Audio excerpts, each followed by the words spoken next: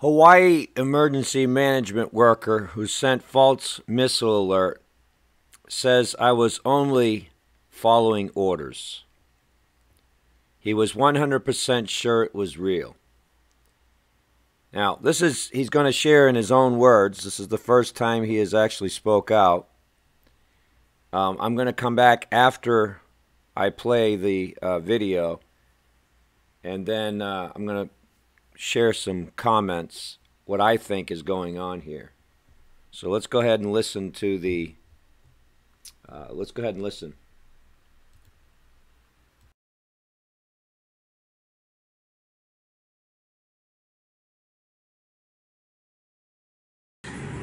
Now fired from his job as a Hawaii State Warning Officer, the man responsible for sending the state into 38 minutes of chaos is speaking out. Facing death threats, he's requested anonymity.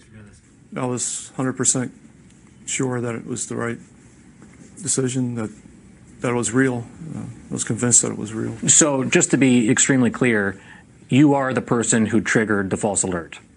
Yes. Unfortunately, I heard this is not a drill, and I didn't hear exercise at all. I'm really not to blame in this. It was a system failure, and I did what I was trained to do. You believed you were following protocol? Yeah, I did what I was trained to do as far as listen to the message and, as far as the time element that we were, constraints we were under. When you play back that morning in your head, what would you have done differently? Well, I can't say that I would do anything differently based on what I saw and heard. I feel very badly for what's happened, the panic and the stress people felt, and all the hurt and pain. I feel that myself. I've felt it the last several weeks, and it's been very difficult. Sharing his side of the story for the first time, just a day after Hawaii resumed testing of emergency alert sirens across the state. Future drills for a ballistic missile attack, however, remain suspended indefinitely. Jacob Soboroff, NBC News, Honolulu, Hawaii.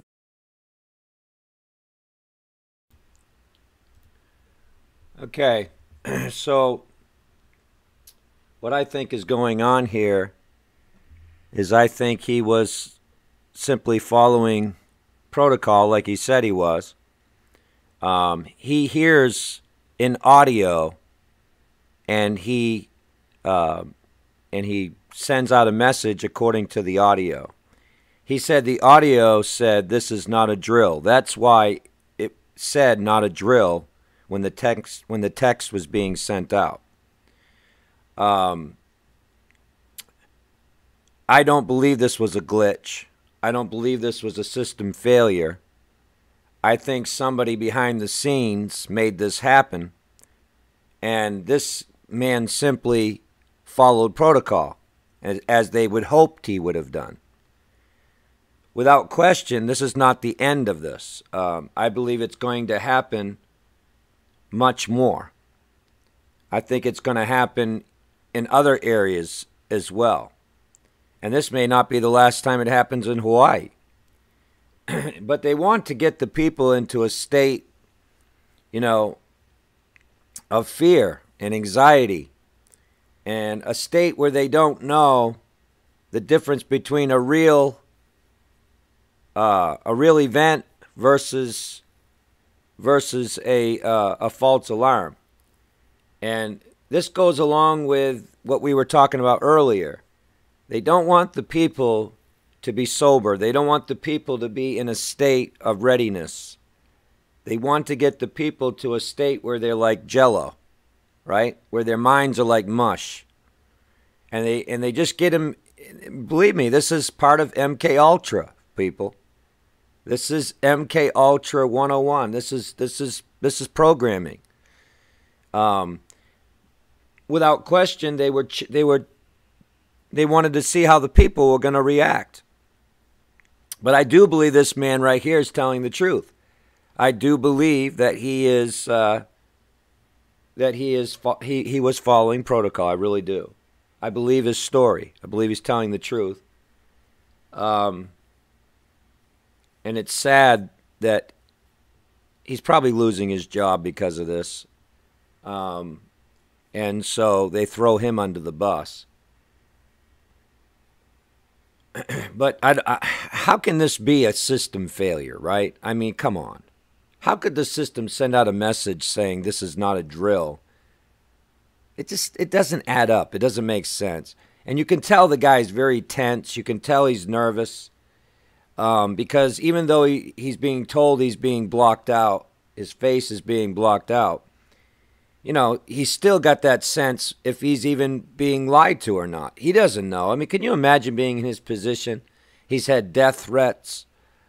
He's not in a good place. And now, I'm going to tell you right now, if he really took it to heart that it was his fault, someone in his position would have committed suicide if they really cared. Okay? But thankfully, he knows it wasn't his fault. And thankfully, he knows he was only doing his job, following protocol. That's my take on all of this.